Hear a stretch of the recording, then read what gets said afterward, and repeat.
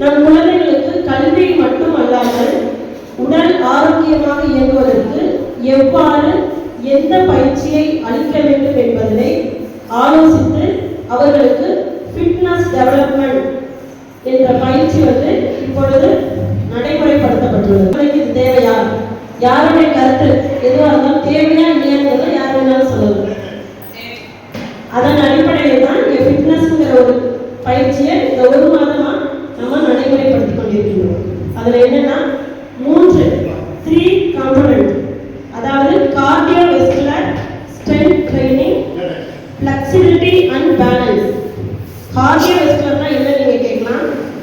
Heart, lungs, circulatory system. Heart இதயம், நுரையீரல், இரத்த சுழற்சி மண்டலம், இதனுடைய எஃபிசியன்சி அதாவது இயங்குதிறன், செயல்திறன் அதிகப்படுத்துதல். அதாவது இந்த 3 உறுப்புகளும் நம்மளுக்கு தேவையா தேவையில்லையா? மிக முக்கியமானது. அதனுடைய பிளட் சர்க்குலேஷன், இரத்த ஓட்டம் சீராக இருக்க நம் குழந்தைகளுக்கு எக்ஸசைஸ் உடற்பயிற்சி மூலமா இந்த ட்ரைனிங்கை நம்ம கொடுக்குறோம். அதுல என்ன கார்டியோவெஸ்குலர்ல என்ன கொடுக்குறோம்னா running, walking, fast running, slow running, cycling நம்ம பிசியோதெரபில கொடுத்துட்டு இருக்கோம். இப்போ போன்ற பயிற்சியை சிறந்த முறையில் கற்றுக் கொடுத்து கொண்டிருக்கின்றோம். What is benefit? இதனால நம்ம குழந்தைகளுக்கு என்ன நன்மைகள் அப்படின்னா many benefit other than increasing endurance or the endurance என்ன? நம்ம குழந்தைகள் என்ன செய்வாங்க, ஒரு ஓடுறாங்க அப்படின்னா நம்மளாலே என்ன செய்ய முடியாது, அதிக தூரம் ஓட முடியுமா? முடியாது. அப்ப நம்ம குழந்தைகளை ஓட வைக்கணும்னா அவங்களுக்கு என்ன தேவை?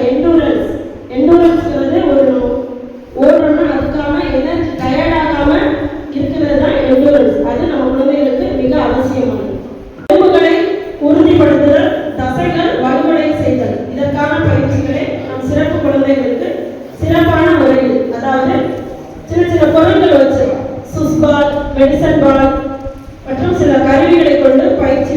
ஃபார் எக்ஸாம்பிள், ஒரு மாணவனை வச்சு நான் எப்படி ஸ்ட்ரென்த் ட்ரைனிங் கொடுக்கணும், அவனுக்கு ஸ்ட்ரென்த் ட்ரைனிங் இருக்கா இல்லையா அப்படிங்கிறத அவங்களுக்கு நான் காட்டுறேன். வணக்கம். அழகா பேசுவான், நம்ம என்ன சொன்னாலும் என்ன செய்வான், செய்வான். எந்த வேலை சொன்னாலும் அவனால செய்ய முடியும். ஆனா என்ன, அவனுக்கான கையில அந்த ஸ்ட்ரென்த் ஒன்றும் இல்லை. எப்படி இல்லைங்கிறதுக்கு அவனுக்கு நான் சொல்றேன் பாருங்க. இப்ப அவனை எழுத சொன்னோம்னா அவனால ஒண்ணுங்கிறத ஸ்ட்ரைட்டா போட முடியும். அவன் விரல்கள் என்ன செய்யுது, நடுக்கங்கள் கொண்டிருக்கு. சரியா?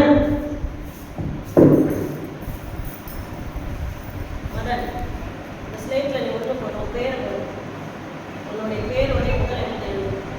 சும்மா எனக்கு சொல்லித்தரு, நான் கையை பிடிச்சி நான் சொல்லித்தரேன். என் கையை எல்லாரும் கவனிங்க.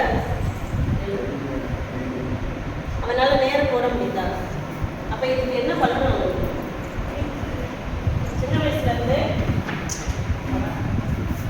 சின்ன வயசுல இருந்தே ஸ்ட்ரென்த் ட்ரைனிங் அவனுக்கு கொடுத்துருக்கணும்.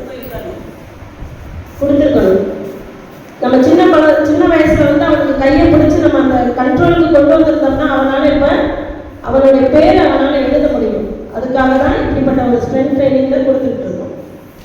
மூன்றாவதாக ஃப்ளெக்சிபிலிட்டி. நம் உடல் எந்த ஒரு செயலையும் செய்வதற்கு வளைத்து நெளிந்து கொடுக்கும் தன்மை நம்மிடம் இருக்க வேண்டும்.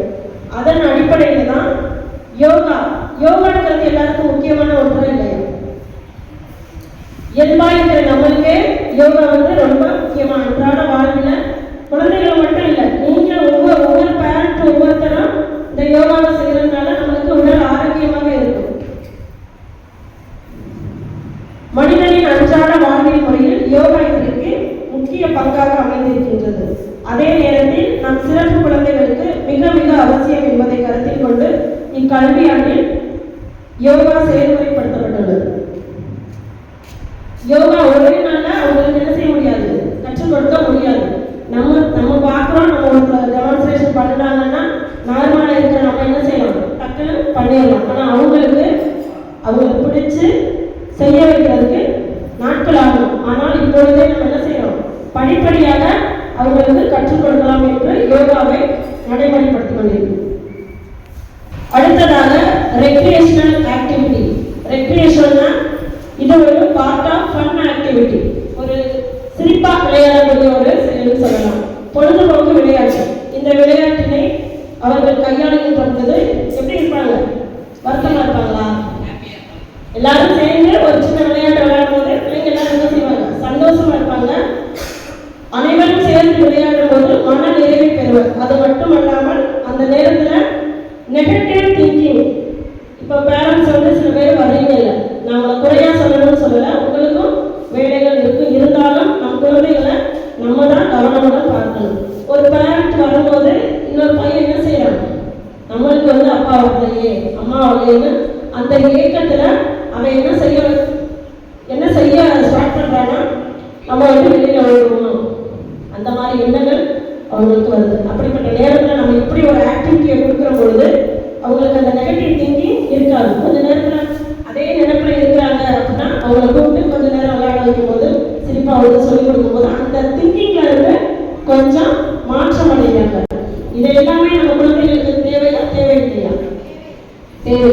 இதன் அடிப்படையில் தான் இந்த யோகா, ஸ்ட்ரென்த் ட்ரைனிங்,